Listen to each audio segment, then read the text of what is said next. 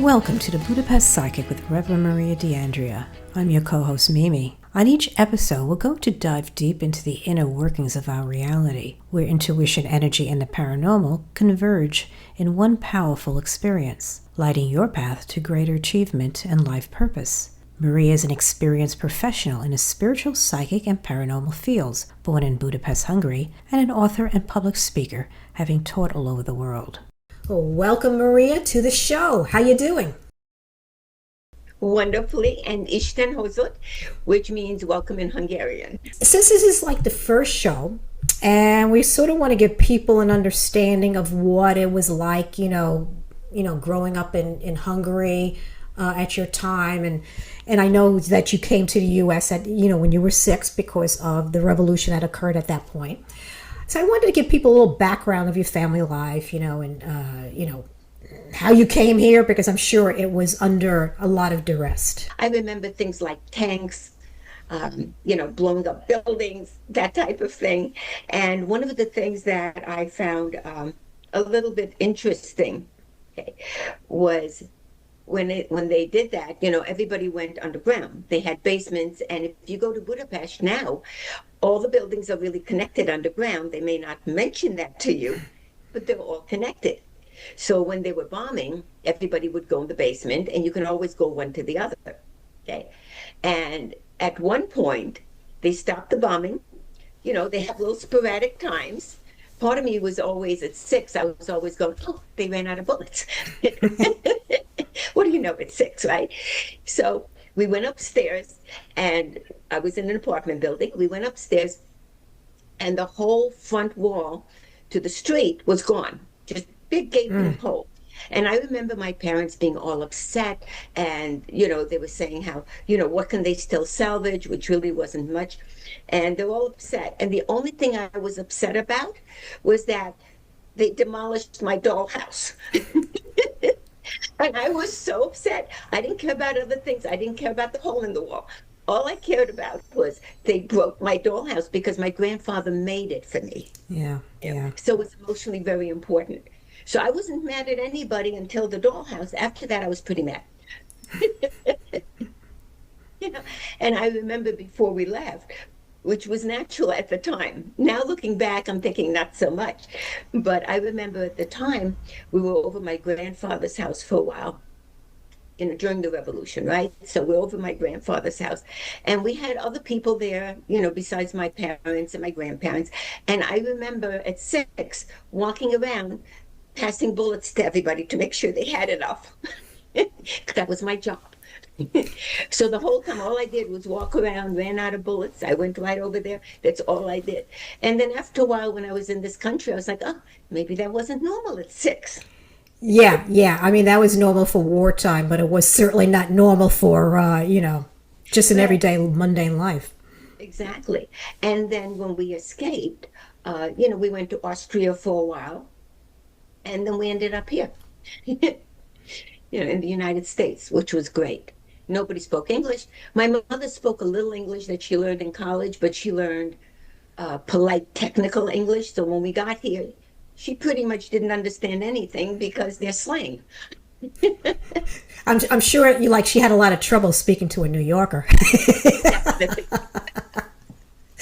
Especially. So I understand that in your background, in your family's life there, I mean, it was almost like they didn't tell you exactly how the fact that you had a certain gift and an ability that some of the other people had in your family, and you sort of learned about it, on your own. Well, it was funny. On my father's side of the family, my father was always psychic. And he didn't tell me till I was a lot older. I must have been in my 40s when he told me, And it was funny because I write books, and I have a lot of books out, and some of them are co-authored. Several is 65 something, at which my publisher said he's not counting anymore.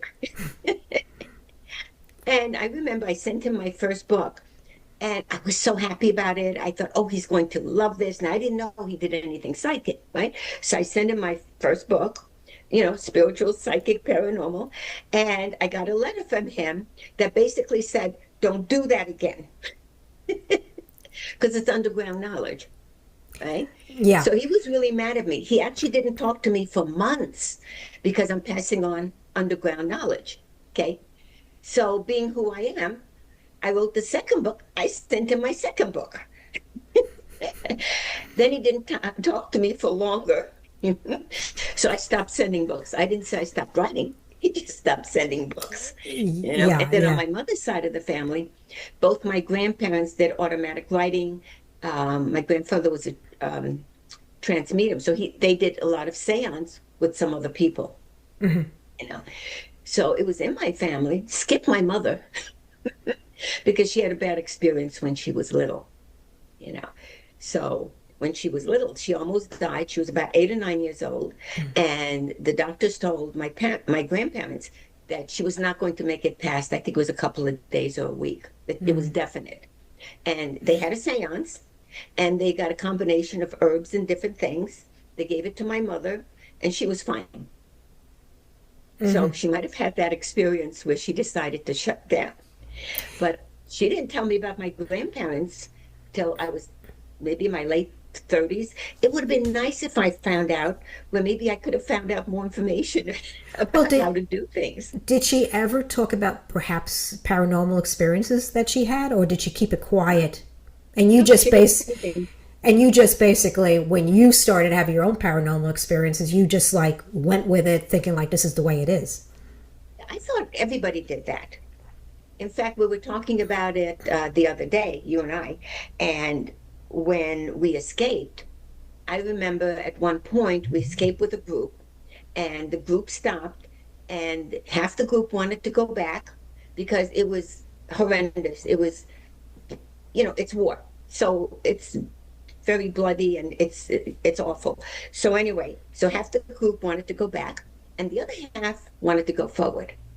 And my mother said, and remember I was 6, my mother said that I told them that God told me whoever goes forward is going to be fine. They're not going to have a problem. They're just going to make it through, right? So half the group still went back. And when we were in Austria, we were there for a little while, we found out, first of all, with us, nobody had a problem. We crossed the border. We heard gunshots. So all sorts of really bad things, but we weren't part of it. We had absolutely no problem. And down the road, we found out that everybody that went back was killed.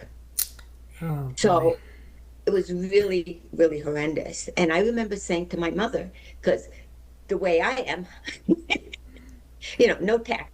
So what I said to my mother was, when she told me, because I didn't remember, I said, what was wrong with you people listening to somebody 6? Well, they And probably sensed that you had that ability. So on some level, they recognize that. it was funny. Well, she said that I was using words that a 6-year-old wouldn't know. Now I don't remember it. I don't remember a lot of things when I was 6, but I always thought everybody had this ability, and I truly believe everybody does. It's a survival instinct. Okay? Whether you use it or not, there's no good or bad. Everybody's just different. Whatever fits them works. Yeah. And it was a long time before I found out everybody wasn't seeing people that passed away. Nobody was being bothered in the middle of the night with spirits talking to them. Yeah, you tend to have a lot of visitations from Yeah. bodiless beings. Why are they like perhaps it's like the Sixth Sense, the movie. It's like they know that when a person has that sense, they can come and say, "Hey, can you help me?" They really do. I always put out that, first of all, I have a grid, for lack of a better term, around my house, so nothing negative can get in, ever. And I teach all that, so nothing negative can get in. So whatever's in the house can be annoying, but they're not negative. And sometimes it'll wake me up in the middle of the night, and it'll talk to me. And at this point, I'm just like, go home, just leave me alone. I'm trying to sleep. We're in a physical body. Is there any story in terms of like one of them that might have had something? I mean, what is it that they mostly want you to do? I mean, Different. you know. And it's funny because, like I said, I've always had this. I just figured everybody does, whether they use it or not, you know. In fact, both my sons have professional careers, but they still do this. You know.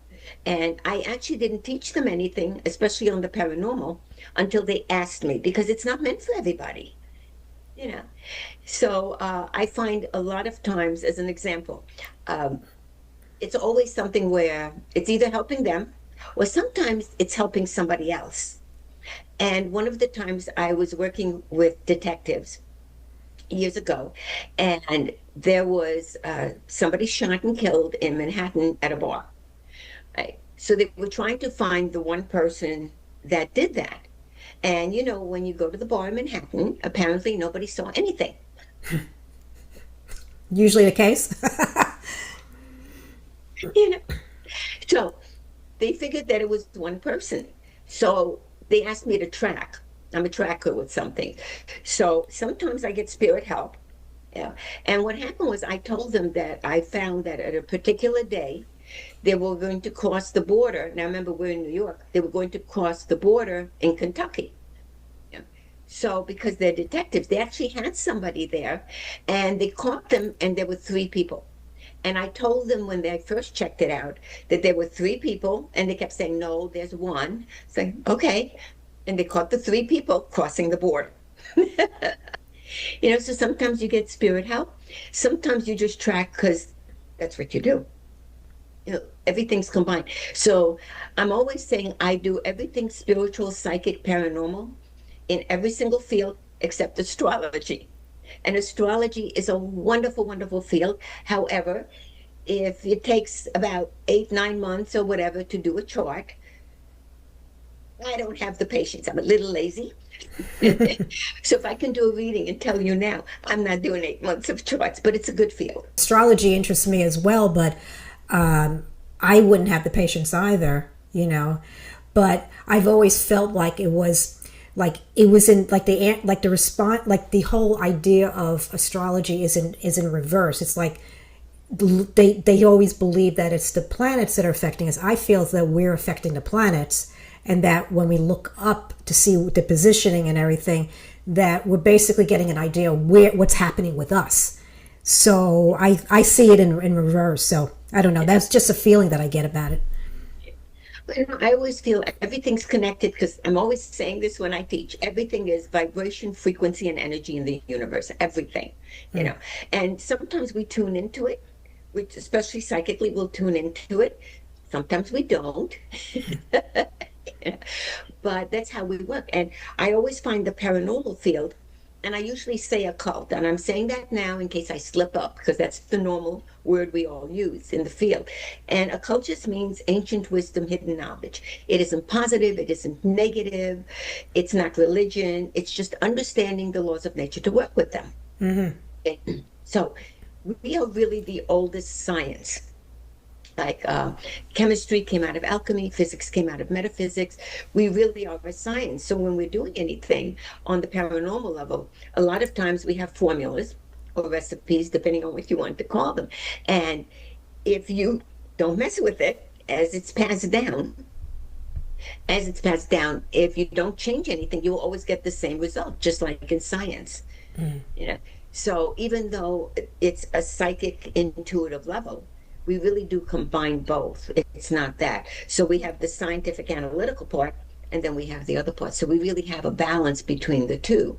So we're always working for more than one aspect. And I always laugh because when we're working psychically, people always think that, you know, you're kind of spaced somewhere and you can't think. That sometimes at the moment we're psychically high because your brainwave changes. And when I used to have my sons being young, I used to tell them they hit teenage level, and I kept saying to them, it's a psychic high. You don't need drugs. Ours is free. You know, because your brainwave changes, because there are 5 brainwaves, and when we're working psychically, it shifts to alpha theta levels. Okay, so we're tuned in differently. But again, I think it's a natural ability for everybody. And if anybody wants to use it, they can. If they're not interested, they're not supposed to be. It's not their thing. You know, get that connection. Now, in terms of the information that you've acquired over the years to do your work, uh, to me, I always get an image of you like bending over big tomes of books and reading and studying and things like that. How have you acquired all this? Was it mostly intuitive, channel? I mean, how did you acquire a lot of this information? Some of it was learning, because we really do study. So some of it was learning, some of it was passed down from people in my field. Especially in Hungary, I was connected to somebody, so it's a shamanic level. So I'm actually a shaman through Europe. And it's funny, I'm a shaman through Europe. I'm interfaith ministry through here. They're both global. It's like, we don't care. we just do both. So some of it was that. And some of it, I just knew. There's no other way to put that. And sometimes when I'm writing a book, as an example, a lot of it is ancient knowledge, like formulas and ancient knowledge. Some of it is automatic writing. Yeah. So it's getting information directly. And then I just write it out into a real sentence, because I always leave out words like and, the. You don't cross T's because can't see. Sometimes your eyes are open, sometimes they're closed. You're still not seeing the paper. Well, you know what's interesting? I'm the same way when I'm writing too, because it's almost like I got to get it all out. So if I'm going to have to put an A and D somewhere or the or whatever, it's going to take too much time. It slows you down. It really does. Yeah. The only thing I try to do is when I know I'm going to do that, because it's that urge. Right. And I always put my hand on the edge of the paper so I don't write on my table. And sometimes I get it directly from spirit, and sometimes I get it in dreams. And what I find is, because I teach, what I find is we do something for years before we'll pass it on, because it has to work every single time. Okay, that's like chemistry. If you mix the same formulas every time and the same amount, you will always get the same outcome. This is the same thing. So if I get information, especially spiritually, I will do it for a long time before I will actually teach it or pass it on, because it has to be consistent. Okay, now, if I tried it and it worked 2 out of 3, just don't tell anybody. So when you're teaching people, are you teaching on a level, because this is a different time period we're living in, like centuries ago, you can see people doing a lot of occult work. Was there something that somehow you had to transfer or transition into this type of a world where many people may not consider or be afraid of doing that type of work? I mean, how do you teach? I mean, are you mostly teaching theory, or, teaching about how the universe works? I teach what you can actually apply every single day. Mm-hmm. So, first of all, I find there really hasn't been a change with what I do. Society goes up and down and changes. But when I have clients and they find me, because I've been doing this since I'm 16, so apparently I'm everywhere. And I do, I go speak at conferences and all different places. And it's funny, a lot of my clients are basically corporate, business owners. And, so it's funny. But what happens is when I'm teaching, I teach things where they can go and do it themselves. Okay, so I may teach the theory behind it, but I will always teach on the level where they can actually use it. And it's just practice, like anything else. If you're learning music, still have to practice. So it's just a matter of them practicing. But I teach technique. So I teach the concept behind it, because I want them to understand why, And I'm always saying only positive, only positive. My students are sick of hearing it. But I repeat it all the time, because once they can do things, and like I teach heavy things like out-of-body travel, astral travel. I will teach things like that, and then I teach lighter. But I don't teach anything without psychic self-defense first, because if you can't protect yourself on both realities, you're going to get hurt. Okay, so I make sure that I teach that first. After that, we kind of segue.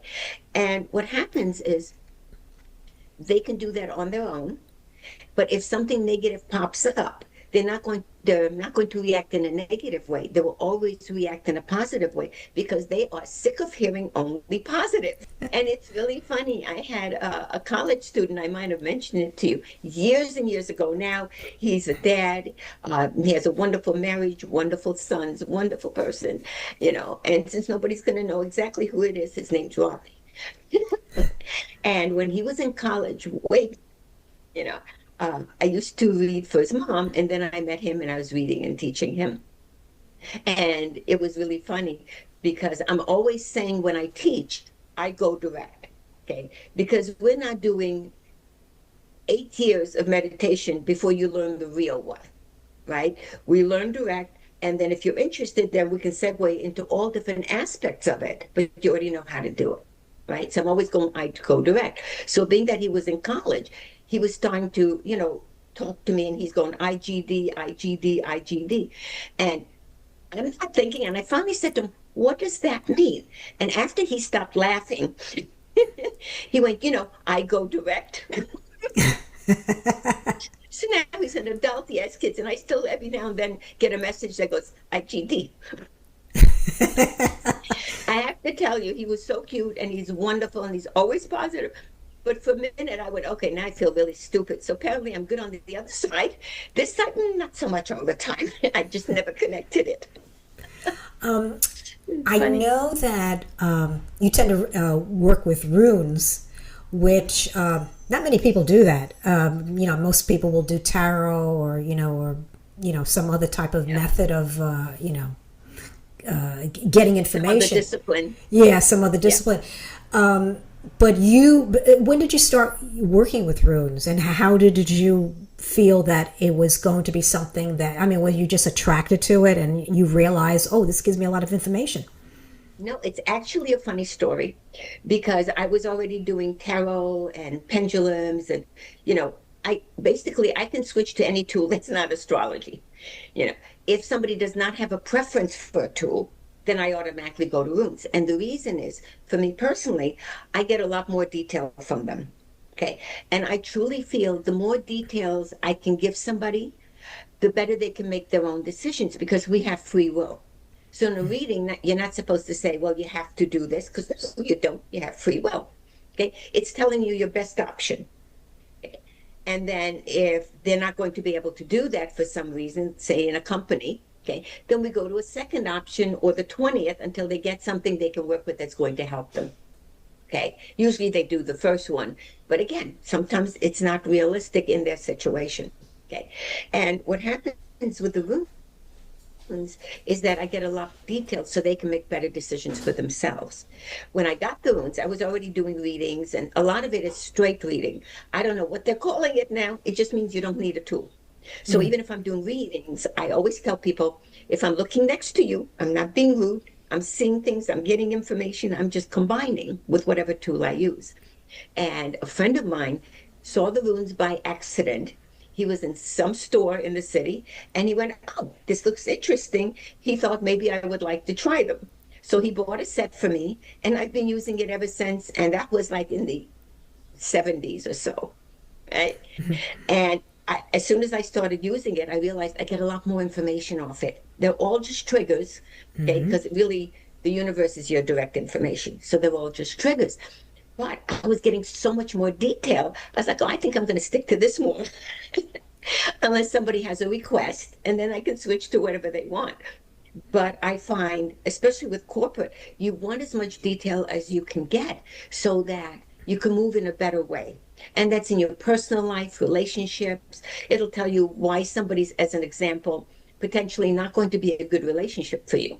Okay. And then you can look at it and you can say, okay, so this is a quality. Let me think about it. Nope, doesn't bother me. Where somebody else, it would bother. I always look at it like somebody snoring, right? One person doesn't care, doesn't even notice. The other person's putting a pillow over the guy's head or the lady's head. So it's how you relate, but it will give you the positive and the negative if you need to know the negative part for a reason. So it's always a conscious choice. But I find I combine with the runes, I combine psychic information and paranormal, okay? Because sometimes you need that extra help. And a lot of it is focus. And basically, any tool that you use, you will always, before you start using it, you always tune it into you. It's kind of like having a magnet consciously, activated. So it's like the tools that I use, whatever it is, the frequency and the vibration has to match mine. Okay. So what will happen is I tune into that, and you build like a bridge, a frequency energy, and you only have to do it once. So once in a while, people will say, when I'm doing a reading, they'll say, oh, well, is it okay to touch them? Is that going to throw it off? No, it's already programmed to me, for lack of a better word. Everybody can touch them. Because in a reading, I like when they feel it and they can pick their own. Or if I'm doing a reading on the phone, or I'm doing something on, a media or at a distance, I can do it for them because it's tuned in like a triangle, between me, the runes, and the person. So it actually connects, because we're all connected anyway. I always look at the information like the Native Americans, because shaman is shaman. We all talk a little differently. We're doing different kinds of recipes, and the outlook is that there's a spider web, and each strand has one of our souls, one of our spirits on that. So each person has their own thread. So what happens is, if you shake that, you're shaking the whole web. So we're all connected in some form.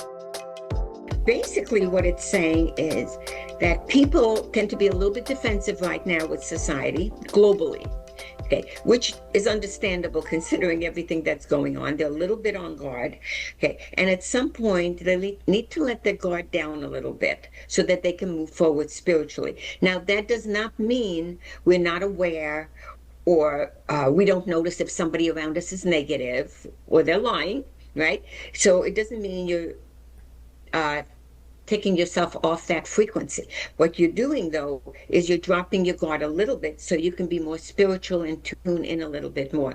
And what I feel is that it's going to go in a direction where we're going to be dealing with people getting along a lot more. And I feel it's really funny. It's like having a sense of adventure where people are motivated to move forward more. And what it's going towards is a balance in general, globally, in society. There's going to be more of a balance between analytical and psychic, intuitive. And that way, with the balance, we're going to be able to move forward a lot more. Some people are already there. Their frequency has already changed.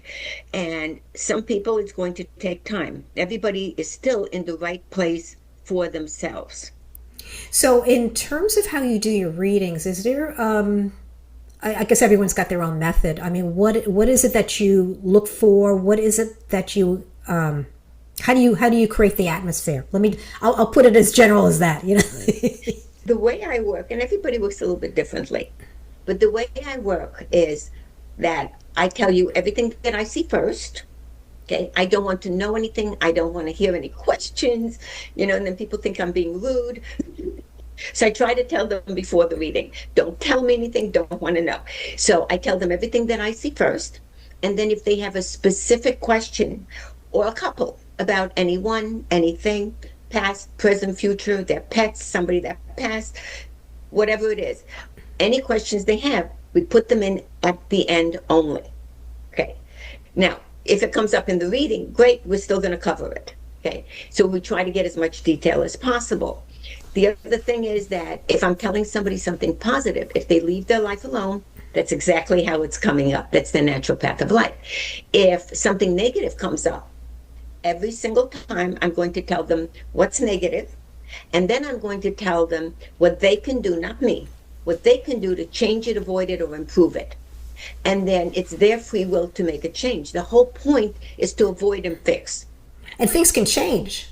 So it's not always going to be like, always on target. Yeah, it's not written in stone. And then I think that's one of the things that people don't realize. It's like, the readings help you at that point. This is where things are heading at that point. And people have to realize that sometimes things get in the middle, It's like, that's just the way it is. We have free will. Yeah. And that's like I always tell people, if something negative is coming up where you have no control, you can't avoid it, fix it, nothing. You have no control. I will never get the information because there's no point. I only get things you can still improve on in some form but it's up to you to make that change. The other thing is, in a reading, I always tell people, if this is not your best direction, as an example, okay, this is what you need to do if you so choose. Okay, now, if you go to somebody and they say, you have to do this, no, you don't, because we have free will. Okay, and if somebody says to you, well, you have a problem and I can fix it for you, it doesn't work like that, because it's your life. Why can't they tell you how you can fix it? One that can change your life and your path is you. So if somebody's doing something for you to change, say, your job or whatever, like some things, if they're telling you have something bad coming up and they can fix it, why can't you? You know, they should be able to tell you. Now, some things you can't do, like if somebody has a negative entity in a house, I'm going to go and handle that. When you cleanse a house and you get rid of negative entities, what people don't realize, and we don't always mention it, but you have to bless the space and change the frequency and the energy to be positive to keep them out. And we put something around the house energetically to keep it safe, you know. So people go, oh, well, you know, you have to get rid of the negative entity and you're done. No, and it's very complicated. Yeah. So we always do the best we can, but you always have to put in something positive, because it's like you just took out a negative energy field, which is the spirit, right? And for lack of a better word, not technically, you left a hole. Depending on your personality and who you are, you're either going to start doing more positive and start heading in that path, or you're going to start heading in the other path. Okay? It's always your decision. So I know a lot of times in my field, people go, oh, well, you can do both. No, it's either raining, it's not raining. You know, you're really going to pick one, because as soon as you do both, it's negative.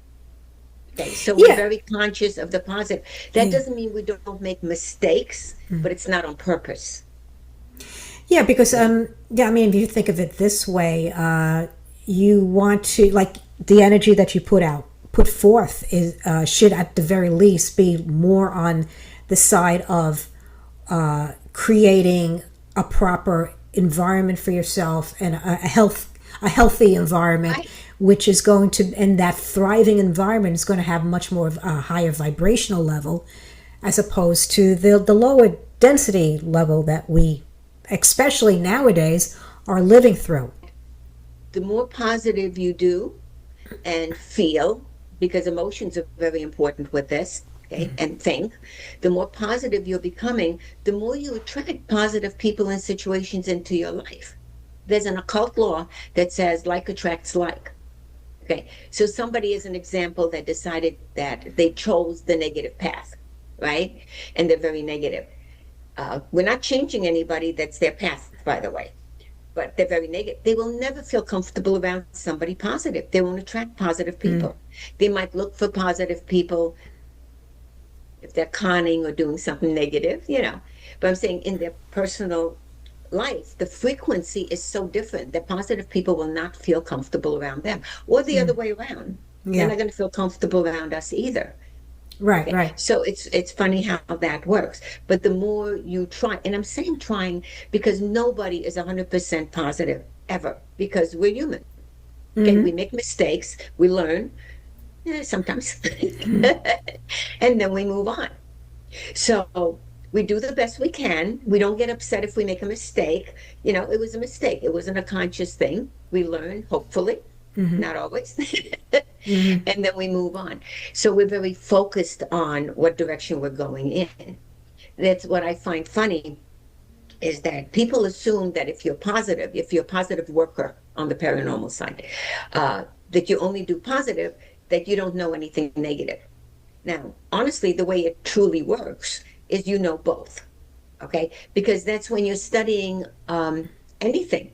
Okay, when you're studying something, you know all the aspects of it. Otherwise, you can't just say, well, I'm going to do page 28 and 29, and I'm not studying the other part. So we really know all of it. And the reason we know all of it is because if something negative comes up, if you don't know what happened, how are you going to counteract it? Well, that's how we live also. I mean, we live in a dualistic society, universe, and we're going to, in order to understand one side, you gotta experience the other. So so you have to recognize, or to be aware. Yeah, you have to be aware of both types of environments. Exactly. And we're just making a conscious choice to stay positive, but it doesn't occur to people that negative. And I'm always saying, well, how are you going to fix something if you don't know what you're fixing? Yeah. The difference is we only stay on that one path. Again, it doesn't mean we don't make mistakes in life, okay? But we consciously choose to work in a positive way. Sometimes we have formulas. A lot of times, like my friend Rodney says, it's like I go direct. Because it's easier. I find it's like, say you have a path and you have 8 million, little paths along the way where you could choose which way to get to your destination. I look at things and I go, well, if I go this way, I'll get there in 2 seconds. The other way, it's pretty. It'll take me 5 years. Nope, I'm going this way. Yeah. So we're coming down to the wire of this episode. Is there anything more that you want to say, and then we'll wrap up with this one? I did want to remind people that we are spirit inside a physical body. And actually, we're bigger than the physical because we're not limited by physical objects like the wall when we go out of body or your body, right? So we're spirit in a physical body. And what you want to remember is really you're not contained. You can choose whatever path you want to move on in a positive way to get ahead in life. And I'm always saying only positive, and I go direct. So hopefully everybody remembers the only positive.